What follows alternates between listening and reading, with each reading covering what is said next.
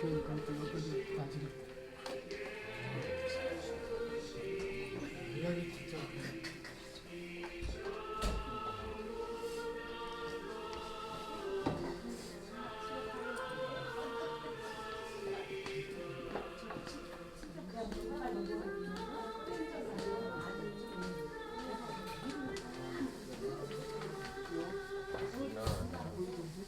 이쪽으로 안 와. 우리 찬송 부르겠습니다. 이쪽으로.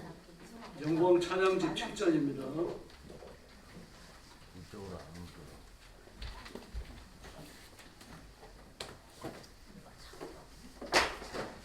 영광 찬양집 7장입니다.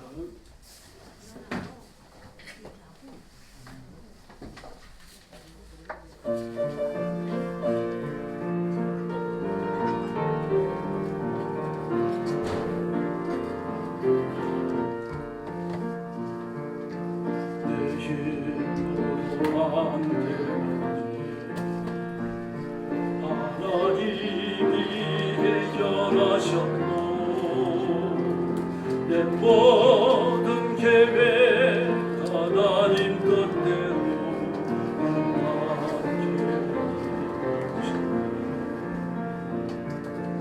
에베네셀 하나님이 도와주셨고 임마누엘 하나님이 함께 하셨고 여호와 이레 하나님이 복을 주셨으니 나의 삶은 하나님 은혜라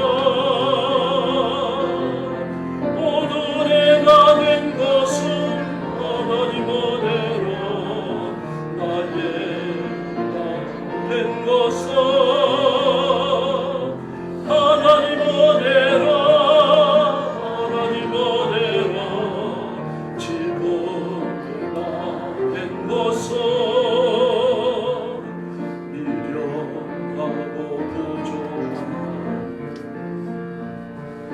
하나님이 불러주셨고 내 생각과 내 마음을 받고 아름다운 사랑하시고 여호와 하나님이 치료하시고 엘로힘의 하나님이 능력 주셨고 여호와 살롬 하나님이 평강을 주셨으니 나의 삶은 하나님 은혜라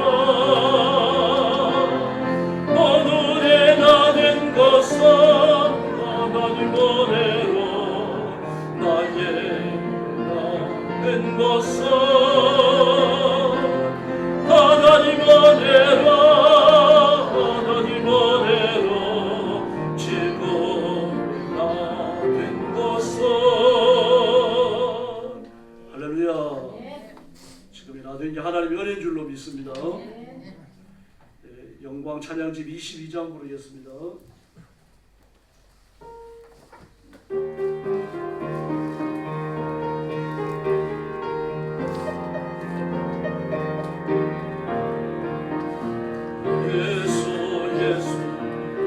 예수님도 내게 가장 하고 귀하다 세상 친구 주님께 비하여 내 괴로움 걸머 지치는 나의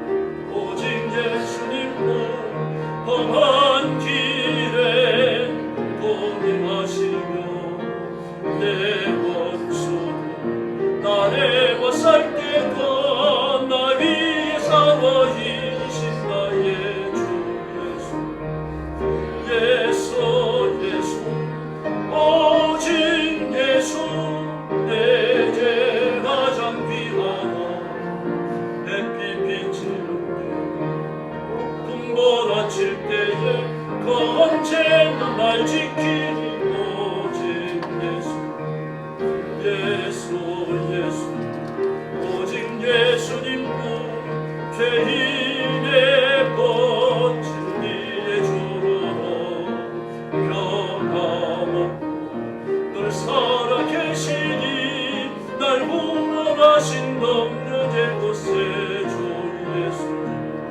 예수 오직 예수 내게 가장 귀하다.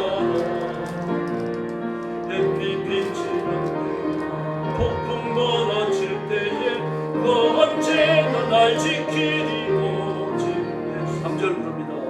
예수 오직 예수님뿐 죄인의 번진 이의 주로 변함없고 늘 살아계시니 날 구원하신 넘는 곳에 주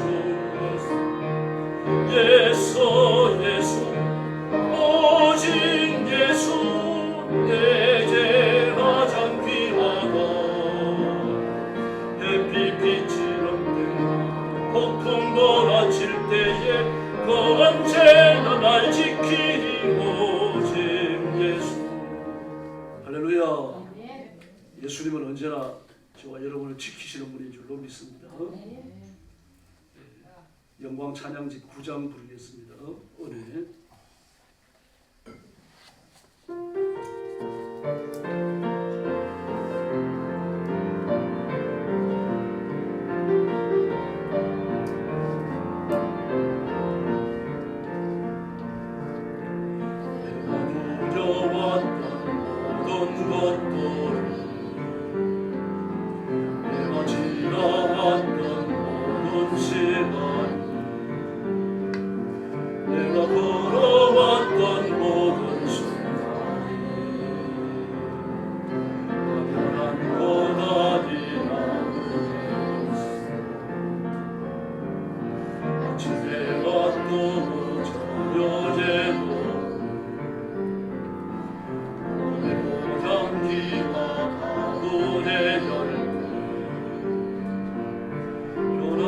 계절의 모든 순간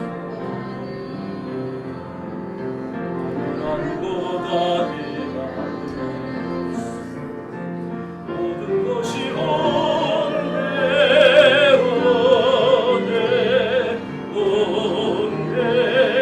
하는 건 원해 이 삶에 당연한 것 하나도 없었던 것을 모든 것이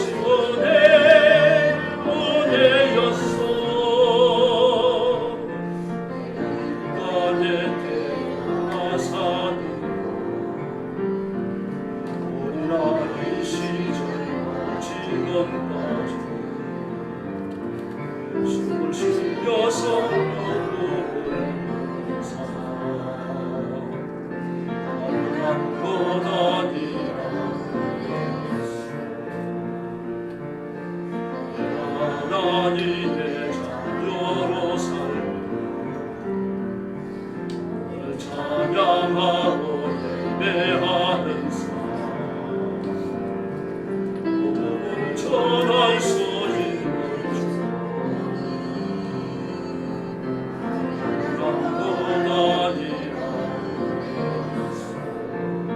모든 것이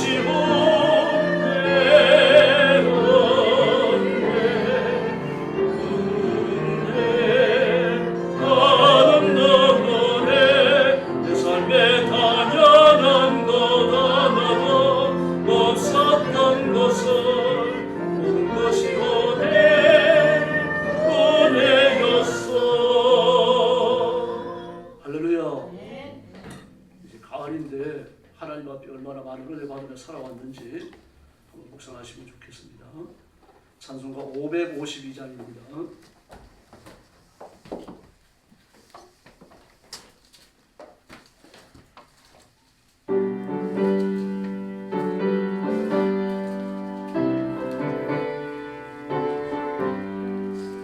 아침에 가로되 만물 신성하여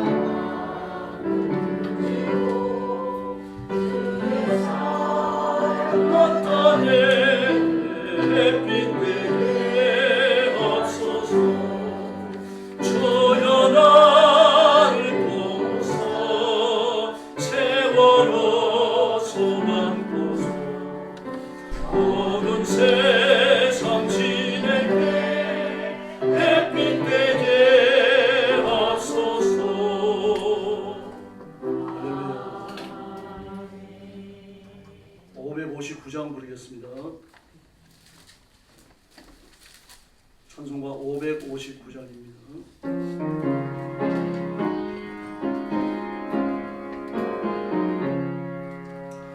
서철의 봄바람 불어있고 하나님 아버지 모셨으니 믿음의 반석도 든든하다. 우리 집 즐거운 동산이야.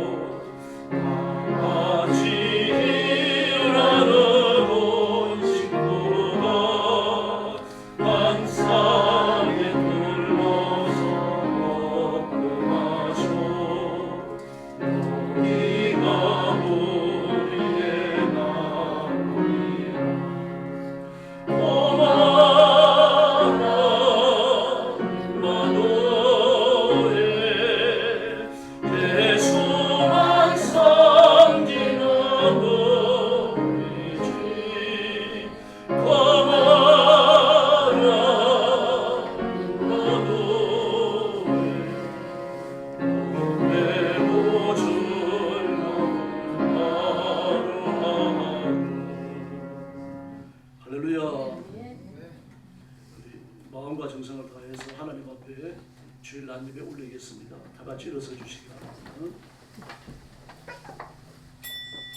머리 숙여서 묵상 기도 드리겠습니다.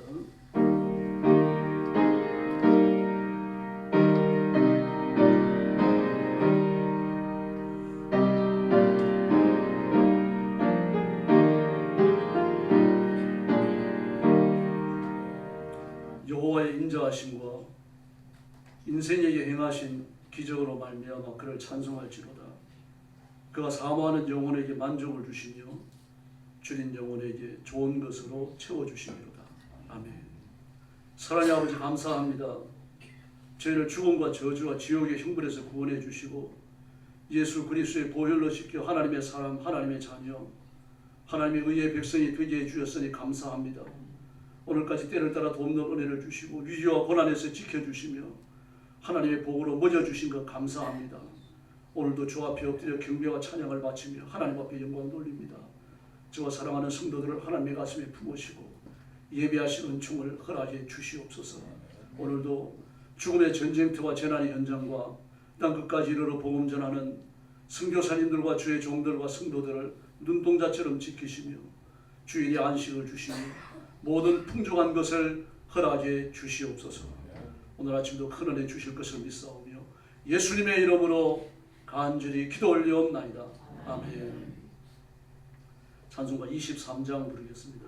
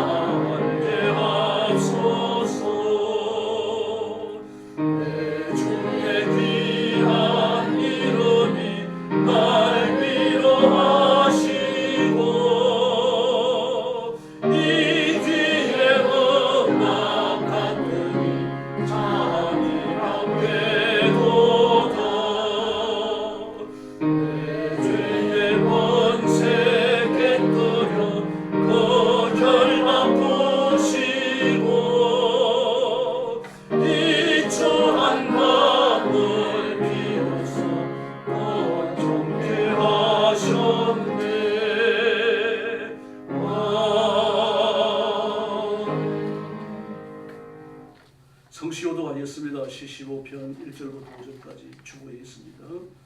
여호와여 주의 장막에 요할 자 누구오며 주의 성산에 거할 자 누구오니까. 정직하게 행하며 공의를 일삼으며 그 마음에 진실을 말하며 그 혀로 참소치 아니하고 그 벗에게 행악지 아니하며 이웃을 회방치 아니하며 그는 망령된 자를 멸시하며 여호와를 두려워하는 자를 존대하며 그 마음에 서원한 것은 해로울지라도 변치 아니하며 별리로 꾸이지 아니하며 뇌물을 받고 무죄한 자를 해치 아니하는 자니 이런 일을 행하는 자는 영영이 요동치 아니하리라. 아멘. 머리 숙여서 신앙 고백하겠습니다. 나는 전능하신 아버지 하나님 천지의 창조주를 믿습니다. 나는 그의 유일하신 아들 우리 주 예수 그리스도를 믿습니다. 그는 성령으로 잉태되어 동정녀 마리아에게서 나시고 본디오 빌라도에게 고난을 받아 십자가에 못 박혀 죽으시고 장사된 지 사흘 만에 죽은 자 가운데서 다시 살아나셨으며 하늘에 오르시어 전능하신 아버지 하나님 편에 앉아 계시다가 그리로부터 살아있는 자와 죽은 자를 심판하러 오십니다. 나는 성령을 믿으며 거룩한 공교회와 성도의 교제와 죄를 용서받는 것과 부활과 영생을 믿습니다. 아멘. 자리에 앉아서 148장 찬송 부르겠습니다.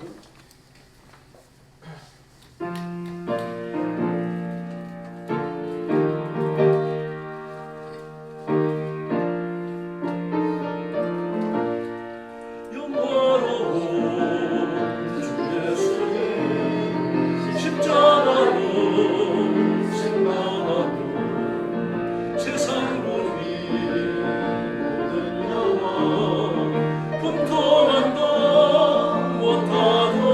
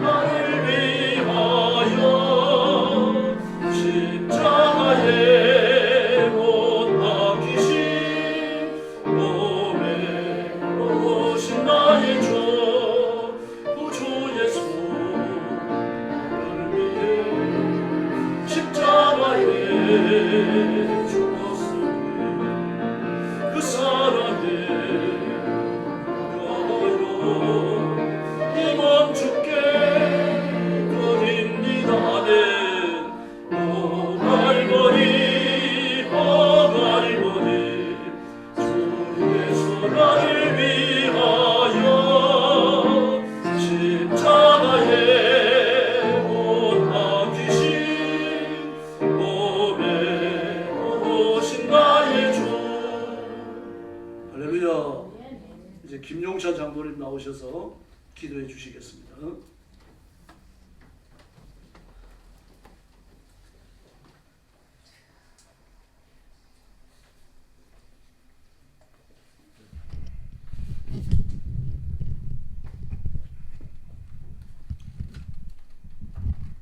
기도하겠습니다. 할렐루야. 거룩하신 아버지 하나님, 온 세상을 주의 뜻 가운데 다스리시네. 어제나 오늘이나 동일하신 주의 이름을 찬양합니다. 계절이 깊어가고 찬바람이 불어오는 이때에도 주님의 자비는 식지 아니하고 주님의 사랑은 밤하늘의 별처럼 꺼지지 않는 고백합니다. 주님, 오늘 우리를 주의 성전에 불러 모으셨사오니 이 예배의 자리에 임재하셔서 우리가 드리는 찬송과 기도가 오직 주의 영광을 높이는 향기로운 제사가 되게 하여 주시옵소서. 우리의 입술은 찬양을 올리고 우리의 마음은 감사로 가득 차게 하시며 우리의 눈은 오직 주 예수 그리스도를 바라보게 하시옵소서. 아버지 하나님, 올 한 해를 돌아볼 때에 우리가 믿음으로 달려왔다고 말하기보다는 얼마나 자주 세상의 풍파 앞에 흔들렸는지를 고백합니다. 기도하기보다 걱정하기를 택하였고 감사하기보다는 불평하기를 시기하였으며 그러나 주님, 다윗이 죄악 가운데 엎드려 하나님이여 내 속에 정한 마음을 창조하시고 내 안에 정직한 영을 새롭게 하소서라는 간구하였듯이 우리 또한 주의 은혜로 새 마음을 얻게 하여 주시옵소서. 주님, 11월의 문턱에서 우리가 세상 끝에 서 있는 듯한 두려움 속에서도 다시 주님의 말씀을 의지하게 하여 주시옵소서. 이사야의 예언처럼 오직 여호와를 앙망하는 자는 새 힘을 얻으리니 독수리가 날개 치며 올라감 같을 것이고 다른 박질하여도 곤비하지 아니하겠고 걸어가도 피곤치 아니하리로다 하신 이 말씀을 저희들 붙들게 하시옵소서. 주님의 백성으로 다시 일어서게 하여 주시옵소서. 아버지 하나님, 우리의 가정과 교회를 지켜 주시옵소서. 서로 연약함을 정죄하지 않게 하시고 사랑 안에서 감싸 안으며 그리스도의 몸된 교회가 세상 속에서 빛과 소금의 사명을 다하게 하여 주시옵소서. 가정마다 예배의 불길이 꺼지지 않게 하시며 자녀들이 세상의 가치보다 하나님의 나라의 소망을 바라보게 하여 주시옵소서. 아버지 하나님, 이 나라를 불쌍히 여겨 주시옵소서. 불의와 탐욕이 판치는 시대에 의인 10명을 찾으셨던 하나님 아버지 그의 자비가 이 땅에도 머물게 하여 주시옵소서. 지도자들에게는 정직과 겸손, 백성들에게는 지혜와 분별을 주시며 진리 위에 세워진 공동체가 되게 하여 주시옵소서. 아버지 하나님, 세상은 점점 죄악으로 치달리고 있습니다. 우리나라가 하나님이 그렇게 싫어하시는 동성애 혼인이 시작되었습니다. 세상에는 모르게 배우자로 동성이 기록되는 것을 허락하고 말았습니다. 성별이 같은 가부주와의 관계를 배우자로 등록할 수 있게 되면서 동성애 부부를 합법화하는 시작이 되어가고 있는데 소위 믿는다는 백성들을 제쳐도 세상이 변하고 다른 나라도 하니까 우리도 변해야 한다고 그렇게 말들을 하고 있습니다. 말씀을 선포하는 종들까지도 소수자 보호법이라는 명칭 아래 이 문제를 풀어 우매한 양들을 현혹하고 있습니다. 아버지 하나님, 성경에는 분명히 금하고 있으며 이 말씀은 진실로 너에게 이르노니 천지가 없어지기 전에는 율법의 1.1획이라도 반드시 없어지지 아니하고 다 이루려 하신 그 말씀을 기억하고 있습니다. 주님의 공의를 베풀어 주시옵소서. 이 나라를 저 음부의 권세에서 구원해 주시옵소서. 아버지 하나님, 병상에 누운 이들에게는 주님의 손길로 이루어 주시옵고 외로운 자들에게는 성령의 위로를 낙심한 자들에게는 다시 일어설 수 있는 믿음을 허락하여 주시옵소서. 눈물 흘리는 자의 눈물을 닦아주시며 마음이 깨어진 자들에게는 새 힘과 소망을 불어넣어 주시옵소서. 아버지 하나님, 11월의 차가운 공기 속에서도 우리가 감사의 계절을 준비하게 하여 주시옵소서. 비록 가진 것이 적어도 주께 받은 은혜는 크고 깨달음을 깨닫게 하시며 감사는 믿음의 가장 깊은 예배임을 배우게 하여 주시옵소서. 감사로 시작하여 감사로 마치는 인생이 되게 하시고 우리의 삶 전체가 은혜를 증언하는 찬양 시편이 되게 하여 주시옵소서. 아버지 하나님, 오늘 이 예배의 모든 순서를 주님께 의탁하오니 말씀을 전하시는 목사님에게도 성령의 기름 부음을 부으시고 그 말씀이 우리의 심령을 찌르는 생명의 검이 되게 하여 주시옵소서. 예배를 섬기는 손길마다 기억하시고 그 수고가 헛되지 않게 하시며 찬양의 소리마다 하늘 문이 열리게 하여 주시옵소서. 우리의 눈을 들어 주님의 나라를 보게 하시며 우리의 걸음이 세상에 묶이지 않고 영원한 하늘의 시온성을 향하게 하여 주시옵소서. 세상의 어둠 속에서도 주의 빛을 품고 걸어가는 주의 백성이 되게 하여 주시옵소서. 언제나 주님께 영광, 사랑에게는 평화의 복음을 삶으로 증거하게 하여 주시옵소서. 이 모든 말씀 우리 구주 예수 그리스도의 이름으로 우리 구주 예수의 이름으로 이 무익한 종 간절히 기도드렸사옵나이다. 아멘.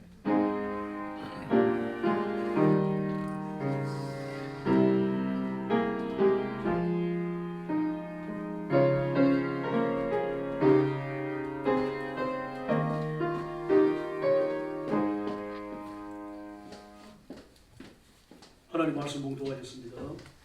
출애굽기 12장 11절 한 절입니다. 구약성경 98페이지.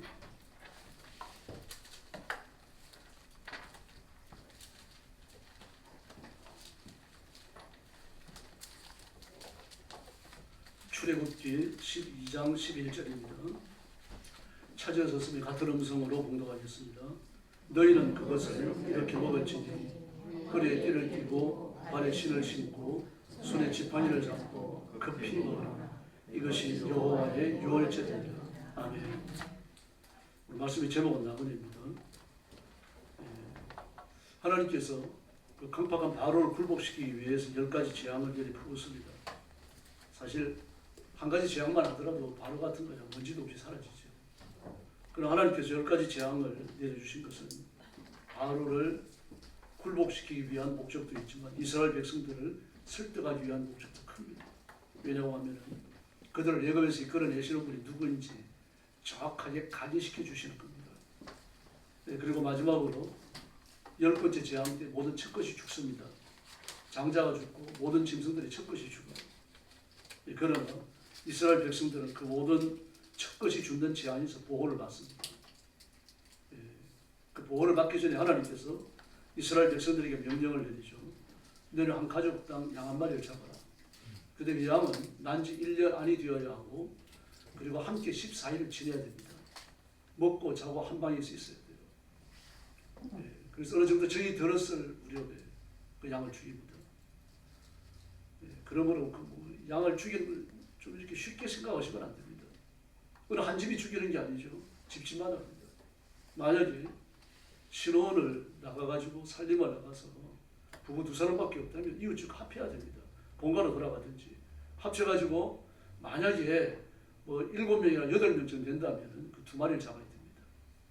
네, 그렇게 해서 한 4명 내지 5명당 한 마리 양을 잡고 그리고 이제 그걸 이제 처분을 하는 거죠. 한번 생각을 해보시기 바랍니다. 한 14일 정도 그 가족들과 함께 한 방에서 지내놓으면 우리 나이 때 정이 푹 들잖아요. 끌어안고 다독거려주고 정이 들 만큼 듭니다. 그 양을 죽입니다. 그리고 양을 죽일 때 어린아이들 같이 울었을 거 아닙니까? 오늘 한두 집이 아니죠. 고센당 전체가 울음바다로 물치게 치게 됩니다. 그리고 양을 죽입니다. 죽여서 피를 받아가지고요. 피는 좌우 설주와 문인방에 바릅니다. 남는 피는 문인방에 쏟게 되어 있어요. 오늘 한두 집이 아니라 고센당 전체가 집집마다 양을 죽입니다. 양 울음소리, 어린아이의 울음소리가 메아리치고 그리고 피비린내가 온통 진동합니다. 그리고 6월절 음식을 먹습니다. 썬 나물과 함께 고기를 삶아가지고 먹는데 급하게 먹어야 돼요. 11절에 보니까 오늘 이거 보면 허리에 띠를 띠고 발에 신을 신고 손에 지팡이를 잡고 급히 먹어라. 그렇게 말씀하십니다. 잘 보세요. 허리에 띠를 띠고 발에 신을 신고 손에 지팡이를 잡고 그러면 급히 먹어야 돼요. 지금 뭐 하고 있는 거죠? 길들할 차비를 다 마쳤다는 이야기입니다. 이삿짐 다 쌌어요. 이제 마지막으로 6월절 식사를 하고 그리고 나서 가지고 도망가면 되는 겁니다. 도망가는 것도 아니죠. 10가지 재앙으로 애굽 사람들은 바로부터 평민에 이르기까지 하나님 앞에 매를 맞아가지고 완전히 절단이 난 겁니다. 그리고 이스라엘 백성들은 그들로부터 그거 폐물을 얻어서 6월절 식사와 함께 이별하고 떠나가는 겁니다. 그래서 뭐라고 말씀하십니까? 이것이 여호와의 6월절이니라라고 말합니다. 6월 넘어갔다는 얘기죠. 6월에다 넘어갔다. 죽음의 천사가 야의 피가 칠갑 되어져 있는 그 집을 지나갔다는 이야기입니다. 그러므로 심판이 임하지 아니하고 하나님의 생명이 그 백성들을 보호하신 줄로 믿습니다. 보십시오. 시작이죠. 6월절이 끝이 아닙니다. 시작이에요. 가나안에 도착하기까지 긴 여행 기간이 남아 있습니다. 가나안에 들어가는 것을 안식에 들어갔다라고 말을 합니다. 다시 말해서 가나안에 들어가기까지 그들은 안식이 없다는 이야기예요. 그래서 이스라엘 백성들은 40년간 나그네로 산 겁니다. 그 애굽에서는 나그네가 아니었습니까? 애굽에서도 나그네입니다. 이스라엘 백성들뿐만이 아닙니다. 모든 사람들이 이 땅에 사는 동안 나그네로 규정됩니다. 창세기 47장 9절을 보면요. 바로 앞에 안내되어진 그 요셉의 손길에 의해 갖고 바로 앞에 안내되어진 그 야곱이 바로에게 하는 말입니다. 애굽의 왕 바로에게요. 야곱이 바로에게 이르되 내 나그네 길의 세월이 130년이니이다. 내 나이가 얼마 못 되니 우리 조상의 나그네 길의 연조에 미치지 못하나이다. 라고 말합니다. 내 나그네 길이 나그네 길. 그 자기 인생을 나그네라고 말했습니다. 이게 인생에 대한 성경적 규정입니다. 저와 여러분이 나그네입니다. 이게 편치 않은 겁니다. 모세가 사도행전 7장 29절에 보니까 모세가 하는 말입니다. 내가 미디안 땅에서 나그네가 되어 그렇게 말합니다. 내가 미디안 땅에서 나그네가 되어. 그것도 나그네였다고 말합니다. 베드로전서에서 반복적으로 나타납니다. 베드로전서 1장 1절을 보니까요. 그리스도를 향하여 이 땅에 흩어진 나그네 그렇게 말합니다. 이 땅에 흩어진 나그네. 베드로전서를 받는 그리스도인들을 향하여 하는 말이죠. 1장 17절에 너희가 나그네로 있을 때를 두려움으로 지내라. 두려움은 공포가 아닙니다. 근신을 말합니다. 조심하는 뜻이에요. 베드로전서 2장 11절을 보니까 사랑하는 자들아 거류민과 나그네 된 너희에게 말하노니 그렇게 말합니다. 거류민이라고 말해요. 와서 우거하는 사람이지 이 땅에 뿌리를 내는 사람이 아니라는 얘기입니다. 가족들끼리 와서 이 사람하고 와가지고 살긴 살아가지만 본주민이 아니라는 얘기죠. 언제든지 쫓아내면 쫓아낼 수 있다는 얘기입니다. 거류민입니다. 외국 사람이라는 얘기죠. 만약에 저나 여러분이 일본으로 이민을 가서 도쿄에다가 아파트를 사가지고 뿌리를 내렸다. 그게 거주를 시작했다. 그건 거류민이에요. 일본의 거류민입니다. 한국 거류민이 되는 거죠. 그래서 일본도 2차 대전이 끝난 이후에도요. 한국 사람들에게 시민증을 안 줬어요. 주민등록을 안 해줬습니다. 뭘 줍니까? 거류민증을 줬습니다. 거류민증. 그 거류민입니다. 불확실한 거죠. 나그네입니다. 다시 말해서. 아브라함도요. 사례 장례를 지내면서 해축수에게 그 마물에 굴을 삽니다. 막벨라 굴을 사요. 마물의 땅에 있는 막벨라 굴을 삽니다. 근데 굴을 내 안에 매장류를 삼을 테니까 굴을 좀 팔라라고 말해요. 그랬더니 뭐라 그럽니까? 그냥 주겠다.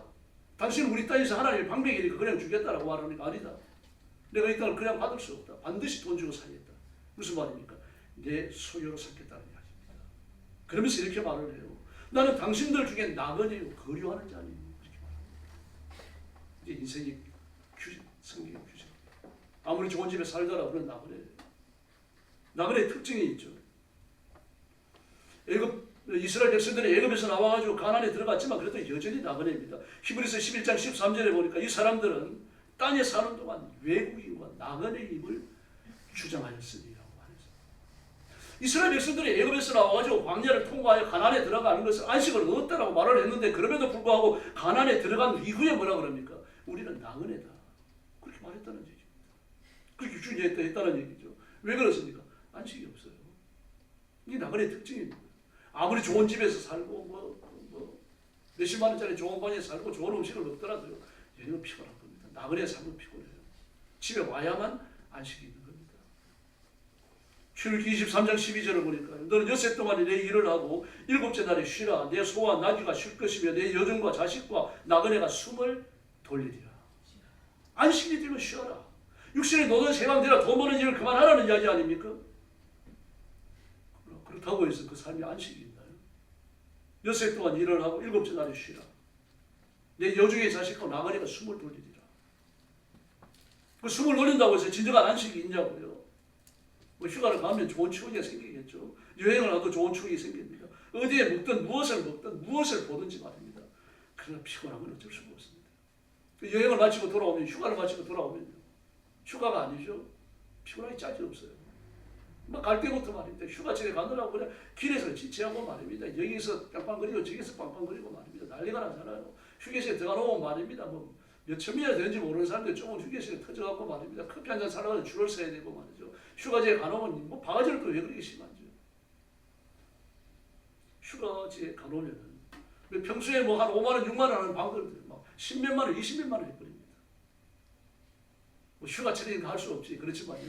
스트레스 쉴 것이 없어요. 집으로 돌아와야 되는 거죠. 뭐 투자에 성공해가지고 부자가 됐습니다. 그러면은요. 당장 스트레스를 벗어나지 못해요. 가난할 때 가졌던 그 인생에 대한 진지함도 사라져버릴 뿐만 아니라 일단 안정감이 사라집니다. 이게 돈 많이 가진 부자들의 특징이에요. 삶의 영역이 넓어져가지고 성취감도 배가 되고 뭐 그렇게 될지 모르겠습니다. 뭐 나가서 여행도 하고 많은 것을 보고 돈도 있고 그러면 그런 유혹도 몇 배로 늘어납니다. 삶이 단순할 때는 유혹도 단순해요. 그 삶이 복잡해지면 유혹도 복잡해지는 겁니다. 그 나그네는 불확실합니다. 현실에 대해서도요. 바른 지식이 없고 머리까지 나빠가지고 보고 체험하는 것 외에는요. 진리인지 아닌지 도무지 몰라요. 국회의원들 보면 됩니다. 자기가 무슨 말을 하는지는 모릅니다. 여러분. 자기가 무슨 말을 하는지를 알고 정확한 말을 하는 사람들은 그리 많지 않아요. 그러니 막 아무 말이나 내뱉어버리는 겁니다. 그 말이 어떻게 자기에게 돌아올지 생각도 안 합니다. 그래서 우상숭배에 빠지는 거예요. 믿기 전에 모든 사람들은요. 자연인입니다. 영생에 대하여 그림자와 같은 그리움만 하고 살아가는 겁니다. 그러니까 우상숭배에 빠지는 거예요. 모든 사람은 하나님의 형상으로 지어진 줄 믿습니다. 불신자까지 그래요. 그래서 그들은 살아계신 하나님이 아니면 예수님이 아니면 채울 수 없는 심리적 공간, 영적 공간을 가지고 살아가는 겁니다. 그래서 우상숭배에 쉽게 빠지는 거예요. 이념이 우상숭배입니다. 여러분. 제가 여러 번 말씀드렸죠. 이념에 빠진 거, 공산주의에 빠지고 자본주의에 빠지고 말입니다. 그게 전부 우상숭배예요. 그러니까 공산주의에 빠진 사람들 보십시오. 자기 몸에 서류 끼얹고 불살라버리잖아요. 그게 제정신으로 할 수 있는 일입니까? 그 이념이 그 사람을 지배하니까 그렇거든요. 이념으로 꽉 무장되어져 놓으면 말입니다. 그 이념이 공산주의가 됐든 자본주의가 됐든 말입니다. 자기 의견대로 할 수 있는 자의적 결단력이 사라져요. 이념이 시키는 대로 하는 겁니다. 자살하는 거면 자살하고요. 막 한창 민주화 투쟁이 일어날 때 말입니다. 막 연대도 그랬고 고대도 그랬고 서울대도 그랬죠. 해방구라고 하는 말입니다. 막 몇십 메타 되는 현수막을 갖다 걸어놓고 말입니다. 거기서 뛰어내려 버리잖아요. 그 이념이 명령하니까 그렇거든요. 그건 우상숭배예요. 마음에 정직함이 없는 겁니다. 이 스스로 분석하고 판단할 수 있는 지성이 사라지는 거예요. 자기가 나그네인 줄을 모르는 겁니다. 인간은 나그네입니다. 한번 따라하시기 바랍니다. 저 좀 보세요. 나는 나그네다. 아멘. 잊지 마시기를 바랍니다.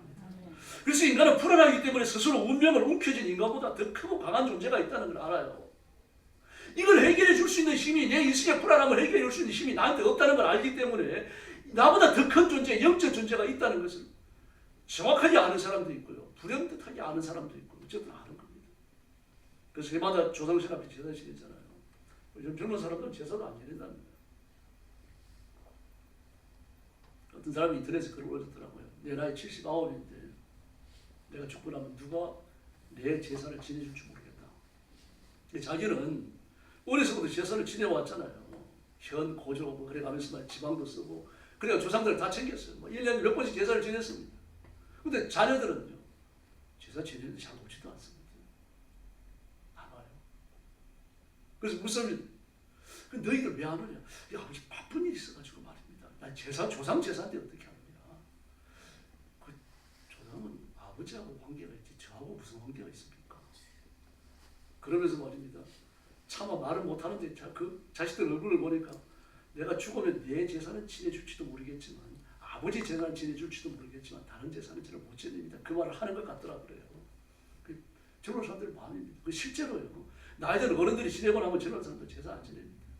제사 안 지낸 정도로 끝나는 게 아니죠. 무덤까지 파고 다 없애버립니다. 여러분 그렇다고 인간이 행복합니까? 절대로 행복하지 않습니다.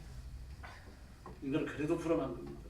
그래서 집안 곳곳에 말이에요. 사회 곳곳에 상부들이 온갖 악한 놈들을 다 끼고 살아가잖아요. 특우가 얼마나 많습니까? 이거 하면 안 된다. 저거 하면 안 된다. 뭐 이거 해라 저거 해라. 뭐 청와대 뒷뜰에 있었던 부처대가리 부처단지 말이다. 부처신상 누가 없앴습니까? 김영삼 대통령이 없앴어요. 그것도 공개적으로 못하고 말이다. 밤중에 말이냐 은밀하게 없애버렸어요. 나중에 알았죠. 그것도요. 이런 식입니다. 세상에 청와대 뒷곁에 뒷뜰에 부처대가리를 갖다 놓고 아침 저녁으로 제사 지내고 지성들이 그래가고 되겠습니까? 그런 일이 있었어요. 이 땅에 사는 인간들은 수술을 기다리는 말리와 환자와 같습니다. 아무 소망도 없고요. 누가 찬 겁니다. 이게 전부 다 뭡니까? 영생에 대한 그리움이에요. 영생에 대한 그리움. 악착같이 살고자 하죠. 그런데 영원히 사는 인간은 없습니다. 뭐 150살까지 산다 그러는데 그럴지 모르겠습니다. 뭐 그래서 어떻다고요? 10살 먹고 죽거나 100살 먹고 죽거나 150살 먹고 죽거나 뭐가 다릅니까? 150살 먹고 죽으면 그만큼 욕된 세계를 산 거예요. 그래서 예수 그리스도를 만나지 못하면 어둠 속을 헤매다가 그렇게 죽을 겁니다. 가는 유다 보십시오. 예수님한테 직접 배워서 이런 연관이 어디 있습니까, 여러분? 우리는요, 기도하다가 예수님 뒷모습만 봐도 아마 까불쳐 넘어질 겁니다. 감격스러워갖고 말입니다. 눈물이 쏟아질 거예요. 근데 예수님한테 직접 배웠어요. 근데 마음이 안 든다고 예수님 은사비에 팔아버리잖아요. 레오나르도 다빈치, 바울을 배신했던 대만 막스 베닌, 김일성 강량호요. 전부 기독교인입니다. 목사님입니다. 그럼 그리스도를 만날 경험이 없으니까 가차없이 배신합니다. 얼마나 불안한 인생을 살았겠어요. 강량호 목사 안수 받는 사람이에요. 김일성을 도와가지고 막 북한에 있는 모든 교회들을 파악을 해가지고 목사들을 잡아내고 그리스도인들을 잡아주고 교회 불을 싸지로 그럴 때 그 평안했겠습니까? 막 한 손에 칼을 쥐고서 말입니다. 무자병이 휘두르고 모두를 굴복시키는 생각을 있었겠지만 그 삶이 얼마나 불안했겠냐고. 세상 그런 데입니다, 여러분. 그럼 그다지 못했다 그래가지고 당장 무슨 일이 일어나는 것 아니에요. 김일성이가 벼랑맞아 죽었나요? 김정일이 벼랑맞아 죽었어요? 김정은이가 차 사고 나서 죽을 것 같습니까? 뭐 오늘 죽는다, 내년에 죽는다 그런데 잘 모르겠어요. 그럼 어쨌든 수명대로 살면 죽을 겁니다. 여러분, 그래서 우리가 예수님을 따라가고 의를 행하는 게 그리 쉽지 않은 겁니다. 막 불신자와 악하게 사는 자들이 말입니다. 막 벼락 맞아 죽고 그러면 말입니다. 사람들 정신 바짝 차릴 거 아닙니까? 정신 차릴 것 같죠? 안 차립니다. 벼락이 왜 떨어졌을까? 이 사람 지나가다가 왜 죽었을까? 온갖 과학적 대답을 다 내놓습니다. 사람은 그렇게 교만합니다. 그래서 우리가 이 세상이 어떤 장소인지 바로 알아야 됩니다. 우리가 앞으로 어떤 삶을 살아가야 할 것인지 바로 규정할 수 있어야 합니다. 이스라엘 백성들이 그래서 6월절에 나왔어요. 나그네의 특징은요, 안식이 없다는 것과 불확실하다는 거예요. 두 가지예요. 뭘 해도 피곤해요. 뭘 해도요. 집에 와야 좀 낫습니다. 그래도요. 집에 온다고 또 낫습니까? 살림 살아야 되고 밥해 먹어야 되고 직장에 출근해야 되고 한시도 편안은 아니지만 그래도 휴가 가서 객지에 가가지고 고생하는 것보다 그래도 나아요. 그 천국 가면 진정한 평안과 안식과 하나님의 복이 기다리고 있는 줄로 믿습니다. 그게 가기 전에 나그네입니다. 여러분도 나그네고 저도 나그네고 전부 다 나그네입니다. 그러므로 예수 그리스도 아니면 안식이 있다는 사실을 기억하셔야 돼요. 마태복음 11장 28절을 보니까 수고하고 무거운 짐 자들아 다 내게로 오라. 내가 너희를 쉬게 하리라. 참된 안식은 예수님 품밖에 없어요. 예수님만이 우리 인생의 유일한 귀책지고 배가 정박을 한 거고요. 우리가 머리를 묶고 쉴 수 있는 어머니 품이 예수님뿐입니다. 그래서 그리스도를 만나서 6월절을 경험해야 됩니다. 마디를 숨기던 아브라함이 하나님의 종이 되었고요. 목동 다윗은 왕이 되어졌죠. 갈대 같은 사람 반석은 베드로가 되어졌고요. 바울은요, 살인자가 순교자가 되어요. 살아계신 예수님을 만들 때 하나님의 손아귀에 붙들릴 때 그런 역사가 일어난다는 이야기입니다. 예수 믿고 하나님의 자녀가 되고 나면 내 삶이 다 된 게 아닙니다. 구원이 완성된 게 아니에요. 물론 이제 우리의 구원은 완성됩니다. 그러나 썩지 않는 육신을 입는 완성된 구원은 예수님의 재림 때까지 유보되는 겁니다. 그러므로 그리스도인이 되는 건 예수님을 믿기로 결정하는 것은 살던 곳을 떠나는 거예요. 지금까지 살아왔던 걸 떠나가고 예수님과 함께 다른 삶을 살아가는 건데 전혀 다른 인생을 살아가는 거예요. 예수님 믿기 전에는 내 마음대로 살고 하고 싶은 거 다 했습니다. 그러나 예수님을 믿는 순간 그때부터 신앙생활이 시작되는 거죠. 신앙생활은요, 예수님을 믿는 삶이 시작된다는 뜻이에요. 딴 게 아닙니다. 예수님을 믿는 삶이 시작되어지니까 예수님을 믿기 이전에 가졌던 생활과는 판역이 달라지는 거예요. 다른 요구에 봉착되죠. 십계명이 요구되어지죠. 안식일을 기억하여 거룩히 지키라. 이게 예수 안 믿을 때 무슨 관계가 있었습니까? 예수 믿고 나니까 우리를 그 길로 인도해 갑니다. 주일날 교회 안 나가면 끄적지근하죠. 어떤 사람 괴로워가지고 금식한다 그러더라고요. 아브라함도 그렇잖아요. 내 부모님이 살던 땅, 내 친척이 살던 땅 갈 때 우리를 떠나라고 말씀하십니다. 떠나라. 너는 나와 함께 살아야 된다. 이제 아버지하고 사는 삶을 거기서 끝내라. 대나와 함께 사는 거, 하랑과 함께 사는 거, 나홀과 함께 사는 삶은 종지문을 찍고 이제 나와가지고 나와 함께 살아야 된다. 아브라함의 신앙생활이 그렇게 시작되잖아요. 그 진정한 나그네 삶을 그때 보게 되는 겁니다. 그 이전은요. 그 이전 나그네였어요. 그러나 못 봤어요. 그러나 하나님을 만나고 나니까 갈대와 우리를 떠나고 나니까 내가 나그네였구나. 비로소 깨닫게 되는 겁니다. 그리고 천국에 영생하는 집, 하나님 나라의 영원한 복을 생각하니까 이 땅에서 나그네 있으면서 집 짓는 것이나 안 짓는 것이나 의미가 없다는 걸 발견하잖아요. 요한복음 11장에 있어요. 그 천막에 삽니다. 그리고 보디가드가 318명입니다. 318명 보디가드니까 거기 붙어있는 식수를 하나만 가지더라도 몇백 명이 아브라함이 주는 밥을 먹고 살아간 사람입니다. 아브라함이 주는 월급 받으며 살아간 식수들이 전부 다 합쳐갖고 1100몇 명이에요. 그런 아브라함이 돈이 없어서 집을 안 지었습니까? 그래서 자기가 나그네라는 것을 생각하고 나니까요. 아버지의 품에서 힘들과 이 모든 단절이 끝나고 나고 하나님과 더불어 새로운 삶, 신앙생활이 시작되고 나니까 야, 내가 나그네였구나. 비로소 발견하는 겁니다. 그리고 나니까 집을 짓는 거나 천막에 사는 거나 의미가 없었어요. 진정한 의미는 하나님 나라에 갈 때 완성될 줄로 믿습니다. 그래서 이스라엘 백성들이 지금 길다란 차비를 하고 밥을 먹는 거예요. 길다란 차비 다 끝났잖아요. 그러다 급히 먹어야 돼요. 급히 먹어도 체하지 않은 줄로 믿습니다. 왜요? 하나님 명령하셨으니까요. 지금 좀 낫습니다만 제가 군에 갔을 때 막 그 1등병 달고 처음으로 유격을 갔는데요. 아침에 출발해가지고 가면서 막 여러 가지 상황을 줍니다. 막 적기 뭐 왔다 무슨 뭐 적군이 나타났다 그래가지고 이 산으로 갔다가 저 산으로 갔다가 막 숨었다가 말이죠. 그러면서 그 밥을 안 줘요. 아침에 떠날 때도 밥 안 줍니다. 배고프게 떠나는 전쟁이 일어나는데 밥 먹을 시간이 어딨냐 그래가지고요. 그 지나가다가 길 옆에서 이제 밥을 주고 그럼 그걸 먹는데 그 물은 안 줍니다 또요. 물은 제주껏 마셔야 돼요. 그러니까 길 지나가다가 벌건 저는 논에 물 채워진 논이 있잖아요. 그 들어가서 그 물을 마셔요. 벌건 물을요. 지금 같으면 까무러칠 일이죠. 근데 그 물에 그때 농약을 안 했나 봐요. 농약 준 건 아무도 없었고요. 그걸 가지고 배탈 나는 사람 없고요. 신기합니다. 상황이 주어지는 사람은 상황이 적응하는 모양이에요. 하나님께서 이스라엘 백성에 급히 먹어라. 바로 가야 된다. 지금 재촉하는 겁니다. 빨리 먹어라. 빨리 먹어라. 지금 가야 된다. 지금 이 애돔이 더 있으면 안 된다. 바로가 더 있으면 안 된다. 이제 너희는 나와 함께 신앙생활 시작하는 거다. 나와 함께 새로운 삶이 열렸다. 나와 함께 나그네 길을 걸어가야 된다. 빨리 떠나야 되니까 빨리 먹어라. 하나님 막 재촉하시는 겁니다. 지금. 그게 오늘 이건 우리가 이건 본문이에요. 우리는 예전 우리가 살던 심판과 저주가 이 땅에서 부름받고 나왔습니다. 하나님의 것이요 하나님의 자녀이기 때문에 하나님의 일을 하는 사람이기 때문에 그런 몇 가지 각오가 필요합니다. 여전히 나그네이기 때문이에요. 히브리서 11장 13절에 보니까 이 사람들은 땅에 사는 동안 외국인과 나그네임을 증명하였으니 이렇게 증명하였으니 미혹을 주의하시기 바랍니다.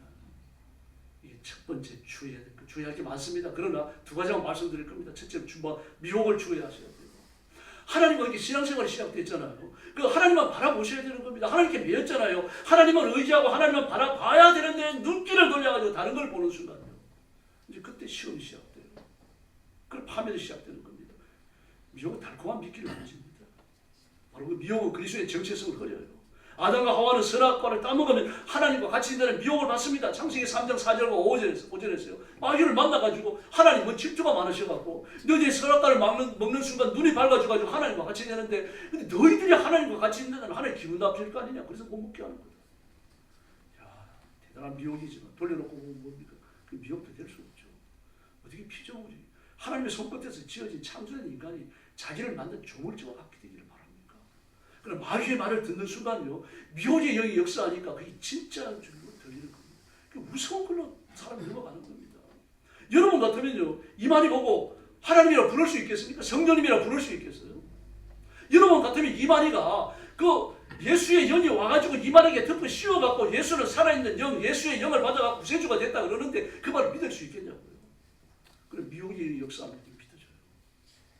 이재록이는요, 자기의 여자 성도들 자기 침소를 불러들여갖고 말입니다. 사람이 왜 옷을 입느냐? 죄가 있어서 입는데요. 그렇지, 죄가 있으니까 옷을 벗으면 부끄럽지. 그럼 아담과 하와는 선악과를 따먹기 전에 에덴 동산에서 옷을 입었느냐 안 입었느냐? 안 입었습니다. 왜 안 입었느냐? 죄가 없기 때문입니다. 그 죄를 지으니까 어떻게 했느냐? 옷을 입었습니다.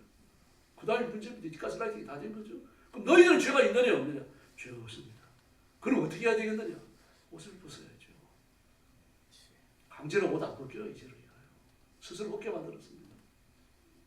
여러분, 도대체 상식이 무너지잖아요. 여러분 같으면 이게 이해가 되냐고요. 여러분 같으면 이걸 받아들일 수 있겠냐고요. 그럼 모든 다 넘어갑니다. 미혹의 역사하면요, 지성이 무너집니다. 지성이 무너지면 분별력도 판단력도 사라지는 거예요. 마귀한테 그 머리통을 휘어잡히는 겁니다. 그래서 미혹을 조심하셔야 됩니다. 미혹의 결과는 당장 나타나지 않아요. 서서히 나타납니다.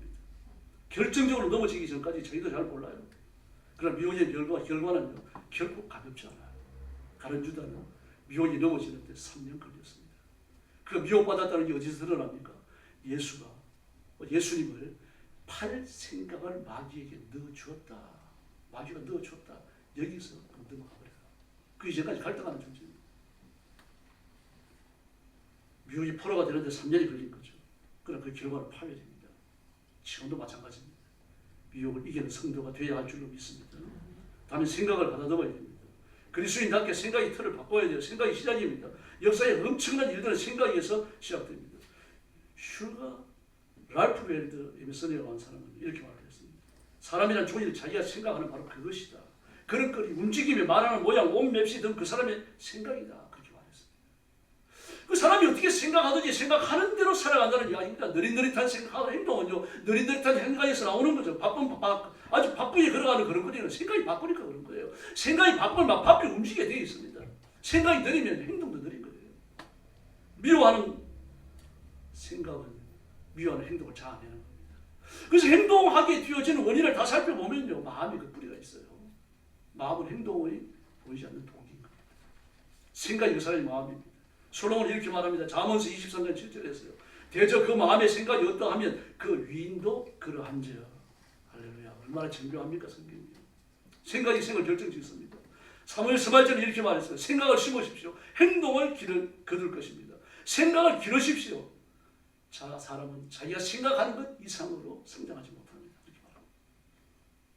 자동차도 보세요. 기아를 어떻게 넣느냐에 따라 가지고 갑니다. 후진 기아를 넣으면 빠꾸 하는 거예요.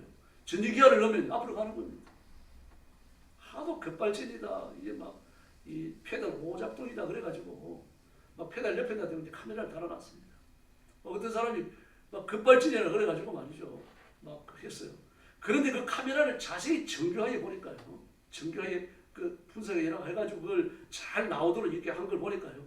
계속하여 가속 페달을 밟고 있어요. 저도 깜짝 놀랐어요. 사람이 저럴 수가 있을까? 운전을 20년 넘게 했다는데. 가속 페달을 밟으면서 자기는 브레이크를 밟고 있다고 착각을 하고 있는 거예요. 대부분의 급가속이 그런 경우가 많답니다. 그런데 더 이상한 건요. 사람이 운전석에 바로 앉아놓으면은 이 발이 왼발은 왼쪽에 있어야 되잖아요. 오른발은 오른쪽에 가 있고. 그런데 희한하게 발 두 개가 다 오른쪽에 가 있어요. 왜 그렇습니까? 삐딱하지 앉은 거죠. 삐딱하지 앉아갖고 지금 요렇게하고 운전하고 있는 거예요. 요렇게하고 운전하고 있으니까 막 이게 발 한쪽으로 이 가속 페달을 밟고 그 바로 옆에 브레이크가 있잖아요. 근데 가속 페달을 밟고 가속 페달 바로 옆에 삐딱하지 앉아놓으니까 왼발이 그 발 뒤꿈치를 누르고 있어요. 여러분, 자세가 잘못되니까 결정적 사고로 연결됩니다. 아무리 급발진을 외쳐봤지만요. 이미 카메라에 찍혀가지고 이렇게 나오고 있는데요. 카메라에 찍힌 것을 자세히 분석할 때까지는요. 자기가 잘못됐다는 것도 모르는 겁니다. 여러분, 지금 예수님입니다. 예수님 말고 해답이 없어요. 그리고 여러분, 세상에 어떤 뛰어난 의식과 이념과 이런 가르침이 있다고 하더라도요. 하나님 말씀 아니면 포기하셔야 됩니다. 예수님 말씀을 붙드시기 바랍니다. 이거 말고는 다른 방법이 없는 겁니다. 제가 질문하겠습니다. 대답 똑바로 하십시오. 여러분 그건 나셨습니까? 대답 안 하는 분들은요. 여러분 그건 나셨습니까? 할렐루야. 그럼 여러분 네 가지를 결정하셔야 됩니다. 첫째, 성경을 읽고 순종하시기 바랍니다. 두 번째, 교회를 중심에 살기를 바랍니다. 세 번째, 예수님만 자랑하기를 바랍니다. 네 번째, 서로 사랑하기를 바랍니다. 여호와 하나님께 복종하며 그리스도인으로 살기로 결심하면요, 사실은 행복한 삶을 선택할 겁니다. 우리는 나그네입니다. 어차피 성경의 영향을 받습니다. 하나님 나라에 갈 때 진정한 안식도 없고 진정한 평안도 없어요. 그래서 예수님 붙들면 순간순간적으로 불안을 이길 수 있는 힘을 주시고, 목적을 잃어버린 불안정에서 구원해 주시고, 우리의 삶을 평안으로 이끌어 주실 줄로 믿습니다. 호소로 기도하십시다. 예수님께 자신의 삶을 맡기며 기도하시고, 내가 직면해 있는 인생의 문제를 주님께 맡기고, 내가 불안의 포로가 되지 않고 강건함의 포로가 되도록 하나님의 은혜, 성령 충만함을 구하시기를 바랍니다. 같이 기도하겠습니다. 자비하신 하나님 아버지 은혜를 감사합니다. 오늘 아침에 주가 배웠습니다. 주와 성령을 사로잡으시고 하나님의 능력과 권능과 권세로 함께하여 주시기를 간절히 원하고 있습니다. 주의 말씀이 우리를 사로잡으시고 주의 능력이 우리를 사로잡으시고 십자가의 권능이 주와 성도들을 온전히 포로로 삼아주시기를 간절히 원하고 기도합니다. 세상이 불화신한 것 따라가지 않게 하시고, 세상이 온전하지 못한 것 다 내 뒷전에 버리게 하시고, 분명하고 완벽한 하나님의 말씀을 따라가며 예수님을 따라가며 십자가를 들고 살아가며 우리 하나님 역사하여 주옵시기를 간절히 원합니다. 예수님께서 우리의 생명의 주인이 되시고, 예수님께서 우리의 삶의 인도자가 되시고, 예수님께서 우리 인생을 이끄는 자가 되시는 것을 진심으로 감사합니다. 이 시간 주의 성령 것을 공동으로 도와주셔서 저와 성도들을 사로잡아 주시기를 바랍니다. 평안의 길로 인도하여 주시기를 바랍니다. 우리를 어지럽게 만드는 악한 마귀의 속삭임을 다 거부하고 버리게 하여 주시기를 바랍니다. 분명한 메시지를 던져주는 하나님의 말씀에만 집착하도록 하나님 역사하여 주옵시기를 간절히 원합니다. 우리 성도들을 주 앞에 맡겨서 하나님 붙들어 주시기를 바랍니다. 맡아주시기를 바랍니다. 책임져 주시기를 바랍니다. 나그네로 있을 때를 예수님과 동행하게 하시고, 예수님께 소망을 두게 하시고, 예수님 베푸시는 구원의 큰 은총, 능력과 권능을 입어서 살아가도록 역사해 주시옵소서. 자비하신 아버지, 이 좋은 가을날 아침에 저희들을 주 앞으로 불러주시고 말씀을 먹여주시니 감사합니다. 이 말씀의 인도하심과 안내하심을 기억하고 예수님께만 소망을 두고 말씀의 거룩한 명령 앞에만 순종케 하여 주시옵소서. 내 생각과 감정과 판단을 뒷전에 버리게 하시고, 내 마음에 들지 않더라도 예수님 앞에 우선 순종하는 깨어있는 성도들 되게 하여 주옵소서. 너희 나그네로 있던 때를 두려움으로 보내라고 말씀하셨는데, 우리가 하나님의 말씀으로 살아가는가 다시 한번 점검하고, 내가 하나님 앞에 복종하며 살아가는가 다시 한번 자신을 살피고, 그래서 마침내 예수 그리스도의 장성한 분량에 도달하여 하나님 나라에까지 가는 귀한 성도들, 존귀한 일꾼들 되게 하여 주시옵소서.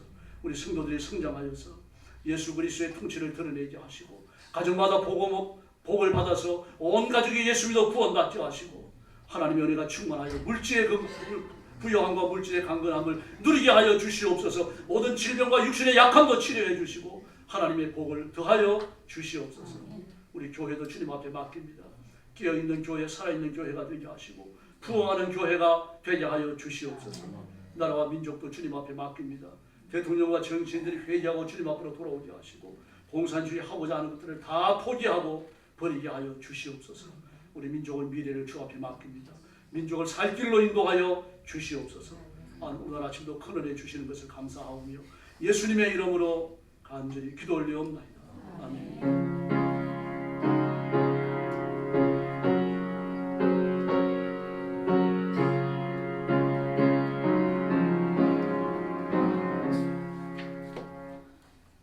찬송가 379장 부르겠습니다. 2절 부를 때 흥금해 주시기 바랍니다.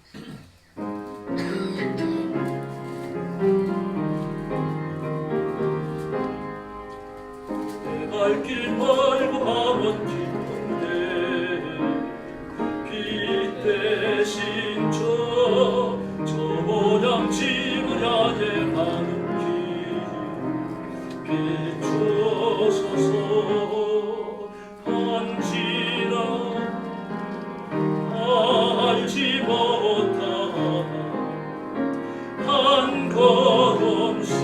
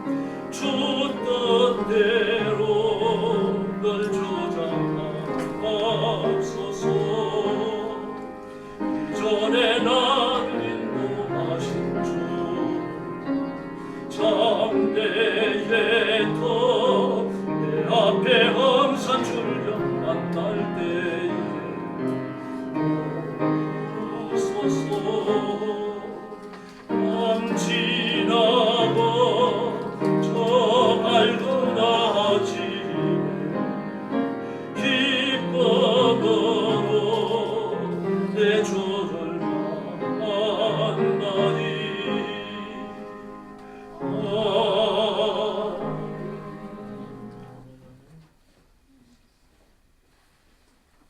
기도하겠습니다.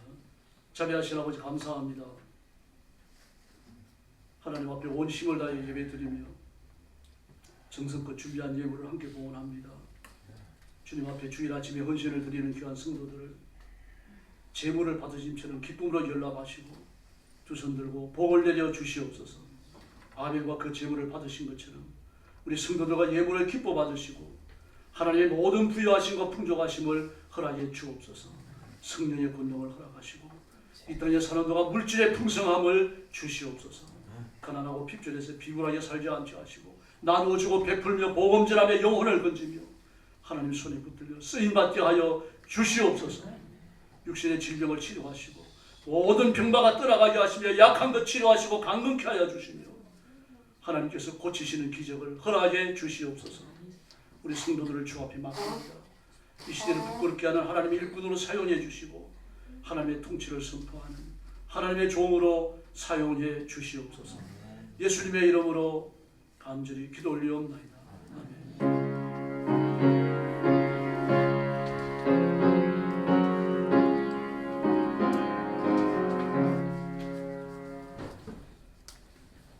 오늘 요절이 118편 1절입니다.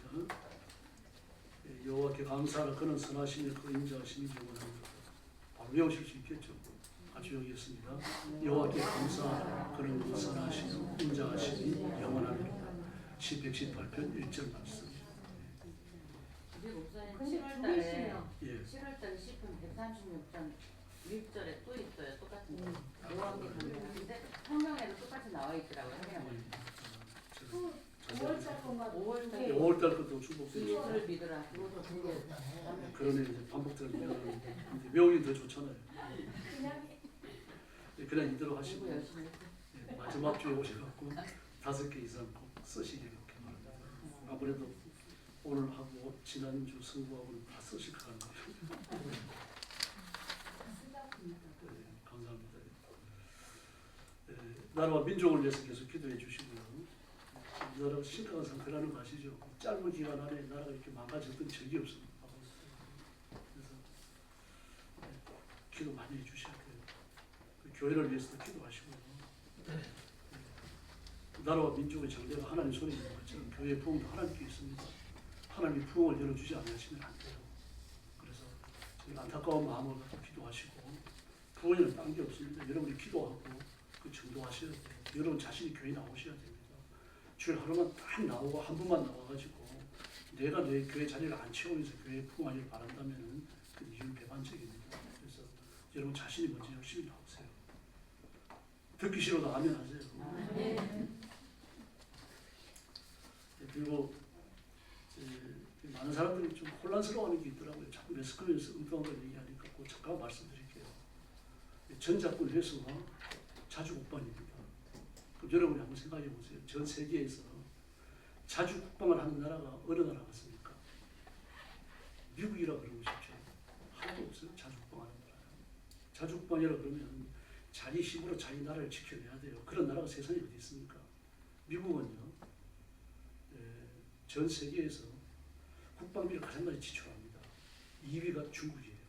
근데 2위부터 10위까지 그 9개 나라의 국방비를 통틀어봐야 미국이 지출하는 국방비의 60% 조금 넘어요. 이렇게 많은 돈을 들이면서 세계에서 강력한 군대를 가지고 있고요. 그 역사학자들이나 군사학자들이 그래요.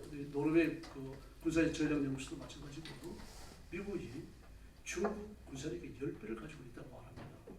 그러나 미국의 군사학자들은 뭐라 그러니까 중국 군사력의 100배를 갖고 있다고 말해요. 자기들이 끌어내지 않은 숨겨져 있는 개발이 끝난 무기가 한두 가지 아니라고 말해요. 좀 펑은 있겠죠. 이렇게 강해요. 이렇게 강한 나라인데도 자주국방이 안 됩니다. 그래서 미국에는요, 그 동맹국이 45개나 있어요. 그 45개의 동맹국은 전부 다 전시 전략 동맹국입니다. 전쟁이 일어나면요, 자동적으로 개입해야 돼요. 우리나라만 놓고 보세요. 만약에 우리나라가 중국에 가서 붙으면 미국이 아무 손실이 없을 것 같습니까? 여러분 상상을 초월할 수 있는 손실이 일어나요. 우리나라가 중국에 가서 붙어가고 중국화 됐습니다. 그러면요, 미국은요, 서태평양 패권을 잃는 게 아닙니다. 세계 패권을 잃는데 중요한 단초가 생기게 되는 거예요. 위험해지는 거예요. 이렇게 강한 미국도요, 자주국방이 안 돼요. 중국은 어떠세요? 자주국방 됩니까? 중국도 안 됩니다. 큰 소리만 치는 거죠. 그래 놓으니까 1대1로 통해가지고요, 자꾸 아프리카에 나라 같지도 않은 나라들만 전부 다 끌어모으잖아요. 그 이유가 어디 있습니까? 군사력 동맹이 있는 겁니다. 더구나 중국이 끌어모으는 거 뭡니까? 그 동네 그 포장마차 해가지고 삥 뜯는 양아치 같은 나라들이잖아요. 좀 미안합니다만 표현이. 근데 그런 나라들 끌어모으는 이유가요, 와가 전쟁이 일어나면 총알 한 발에 쏴달라고 그러는 거예요. 자주국방하는 나라 아무 데도 없습니다. 세계가 그렇게 단순하지 않아요. 그런데 우리나라가 자주국방을 한다고요. 우리나라의 자주국방은 미군을 잘 부리는 자주국방이에요. 이게 절대로 잊으면 안 됩니다. 그럼 전시작전권을 완수한다. 요 말을 쓰는 사람은 군에 안 갔다 온 사람이에요. 대통령 군에 안 갔다 왔죠. 국방장관 군에 안 갔다 왔죠. 정청래 군에 안 갔다 왔죠. 국무총리 군에 안 갔다 왔죠. 군에 안 갔다 온 사람이 한둘이 아닙니다. 전작권 회수는 되는 게 아닙니다. 이 말이 가장 처음 나온 게 6.25 전쟁 때예요. 6.25 전쟁 때 미군이 개입을 했는데 이승만 대통령이 가만 보니까 미군은 미군대로 싸우고 한국군은 한국군대로 싸우거든요. 이거는 충격에 빠진 겁니다. 두 나라가 힘을 합치면 더 효율적으로 일할 수 있는데, 그래가지고 한국군 수뇌부를 만나가지고 이 의견을 전해요. 그랬더니 좋다 그럽니다. 합치자. 그리고 메가드한테 연락을 해가지고 메가드 휘하에 있는 참모들하고요, 우리나라 대한민국의 장성들하고 한 자리에 모여요. 그리고 메가드한테 부탁합니다. 이 연합군을 당신이 지휘해달라. 그래가지고 그때 전시작전권이라는 말 그게 처음 생깁니다. 그래가지고 한 부대를 지휘하면서 6.25 전쟁이 이깁니다. 이겨가지고 이제 평화시대로 돌아가고 나니까 정시작전권이 좀 문제가 되잖아요. 그때 정시 통제권으로 바뀌어요. 통제권이라는 말과 작전권이라는 말은 한 가지 차이가 있습니다. 작전권일 때는요, 군인들의 인사권까지를 이 미군이 가지는 거예요. 그러나 통제권부터는요, 인사권은 가지지 않고 전쟁이 일어났을 때 군사력을 지휘하는 권한만 가지는 겁니다. 그럼 전쟁이 어떤 거냐? 여기에 대한 정의를 내려야 되잖아요. 전쟁에 대한 정의.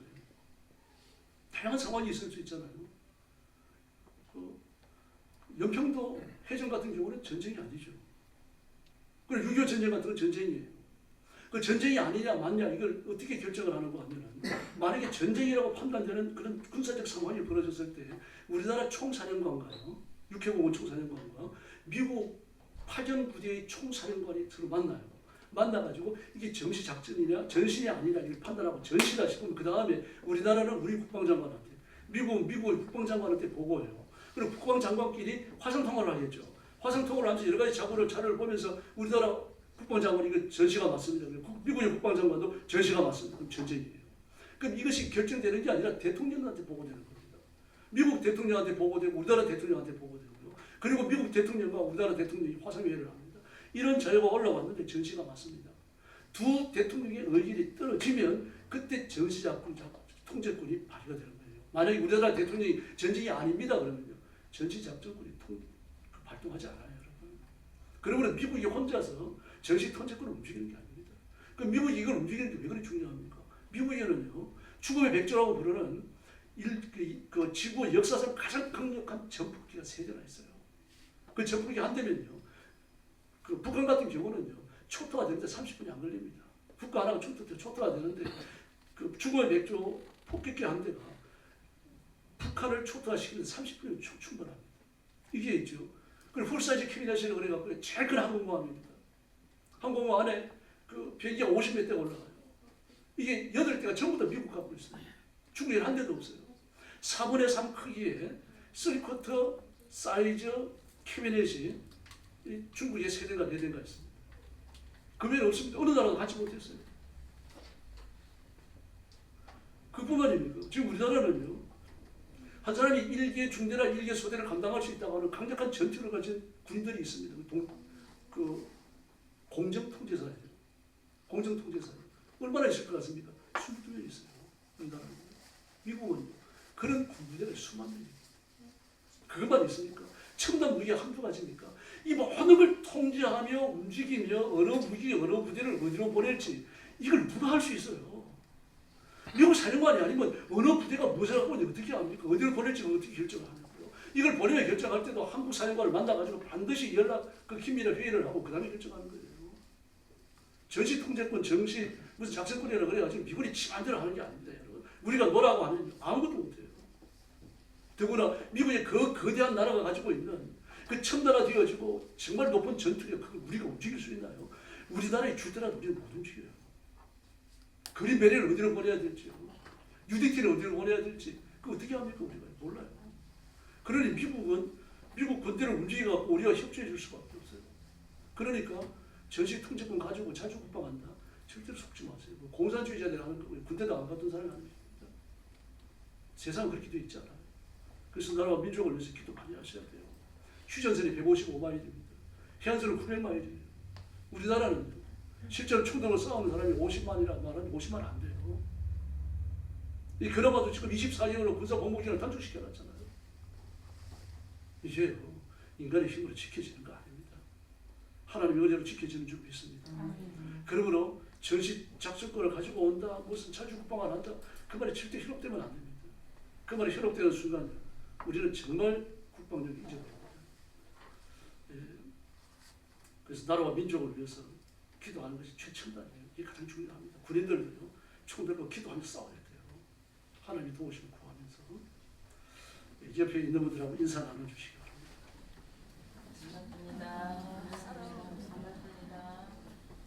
아무도 인사하시죠. 잘 믿고 복 받읍시다. 이제 다 같이 일어나셔서 55장 찬송 부르고 축도하겠습니다.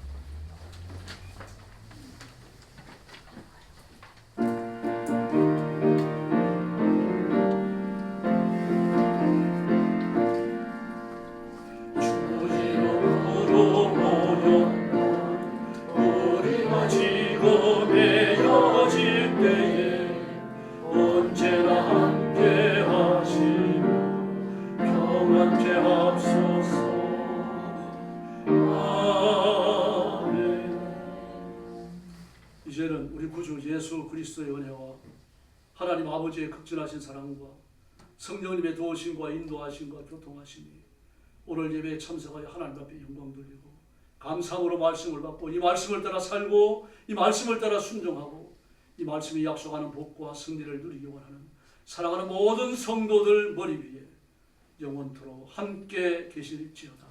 아멘.